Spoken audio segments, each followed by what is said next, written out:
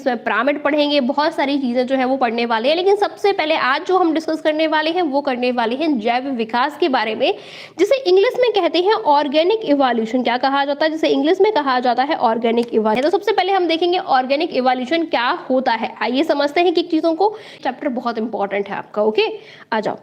पर्यावरण परिवर्तन के कारण जीवों की आनुवांशिक संरचना में परिवर्तन की क्रिया को ही जैव विकास कहते हैं। क्या होता है जैव विकास? तो पर्यावरण परिवर्तन के कारण जीवों की जो आनुवांशिक संरचना होती है उसमें कुछ ना कुछ परिवर्तन जो है वो हो जाता है, उसे जैव विकास कहते हैं। समझते हैं इसको बहुत अच्छे से, क्योंकि डेफिनेशन बहुत डीपली है। पर्यावरण मतलब इन्वायरमेंट, और इन्वायरमेंट में अगर देखा जाए लगातार चेंजमेंट हो रहा है, कुछ ना कुछ चीजें चेंज हो रही है। कहीं एटमॉस्फेयर चेंज हो रहा है, कहीं बारिश हो रही है, कहीं सर्दी गर्मी दोपहर।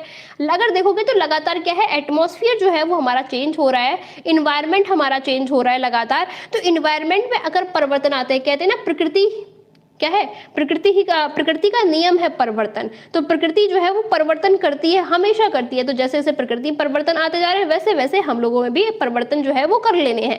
तो पर्यावरण परिवर्तन के कारण, तो जो एटमॉस्फेयर में इन्वायरमेंट में जो चेंजमेंट आ रहे हैं उनके कारण जीवों की जो आनुवांशिक संरचना है, जो क्या है, जो उनकी जीन्स हैं, जो आपके जीव हो गए, कोई एक जीव नहीं बहुत सारे जीवों की बात करते हैं, जैसे कि जिराफ हो गए, हाथी हो गए, तो ये सब जीव क्या है, या फिर डायनासोर